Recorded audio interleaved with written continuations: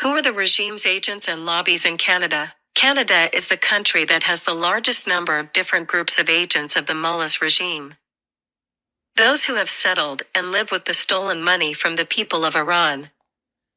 The highest officials of the regime travel or live in Canada easily.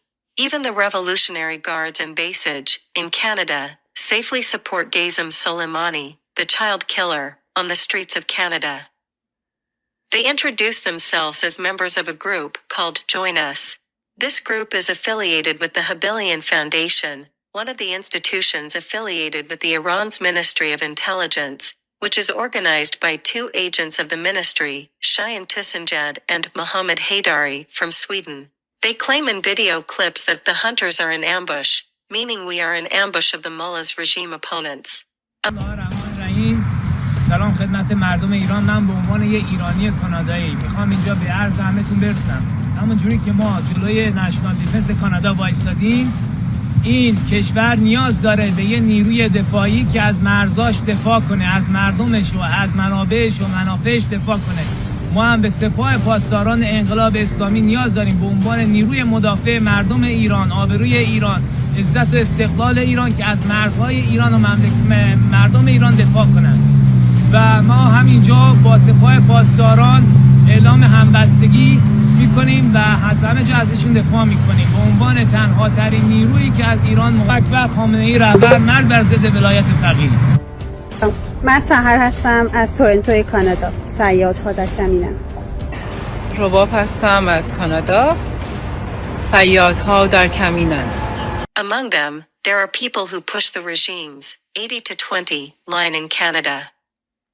They criticize the regime 80% of the time to gain credibility as opponents, while they undermine 20% those who favor the overthrow of the regime. Their opposition to the regime is from the position of monarchists, who are safe match for the regime. According to Mr. Hashim Kastar, the imprisoned head of Teachers Union, the Ministry of Intelligence will give them the monarchy orientation to prevent the youth from turning to the overthrowing forces. They participated in the uprising of 2022 by holding the flag of monarchists in their hands or throwing it on their shoulders. Their main goal is to limit the slogans of the uprising to the issue of women or headscarves and turn off the uprising. But first they have to create a new identity for themselves by erasing their background from the internet.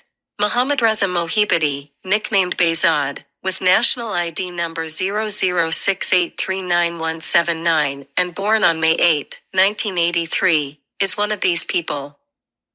His father, Gholam Reza, is an employee of the Shahid Foundation, Martyrs Foundation, and his mother, Sakina, works in one of the regime's mosques. He has positioned himself as opponent of the regime since the beginning of the uprisings and participates in all demonstrations with the flag of monarchists.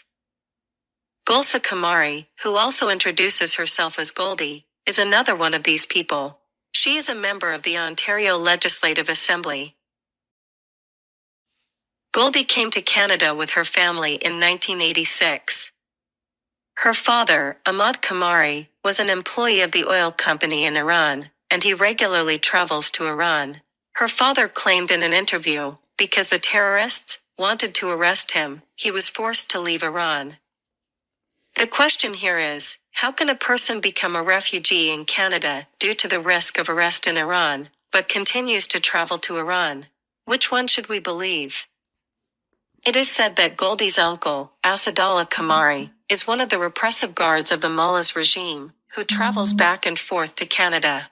Another of his uncles, named Amir, is a Revolutionary Guard who works in the Revolutionary Guards Hospital in Awaz.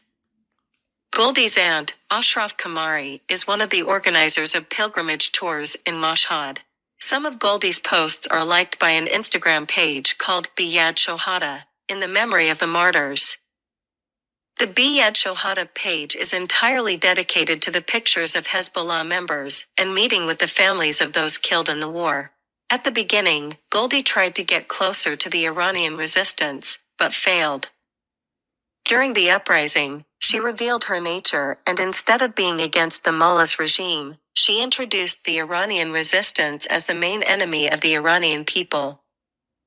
For a while, she boarded the free bus of Reza Pahlavi and his partners, but had to get off very quickly when the Georgetown fake opposition bus broke down. She preaches the fascist slogans of Javid Shah and death to three corruptors and uses the word shame instead of the word death, slogans that are usually used by monarchist hooligans to attack the gatherings of forces in favor of overthrow of the regime. Like the mullah's regime, she considers the PMOI terrorists and more dangerous than Khomeini, while the head of fundamentalism and terrorism in the region is the mullah's regime. Doesn't Goldie know that the only country that considers PMOI terrorists is the mullah's regime? Therefore, the use of this label is only to please the regime of mullahs. Goldie's professional reputation in Canada is tarnished, as she has faced allegations of misconduct in her legal career, resulting in the cancellation of her law practice license by the Ontario Bar Association. Mullah Falahian, the former Minister of Intelligence, had said, "The agents of the Ministry of Intelligence and the lobbies of the regime do not introduce themselves as agents of the Ministry of Intelligence, but they use different forms and jobs to advance the line of the Ministry of Intelligence to advance the lines of the regime."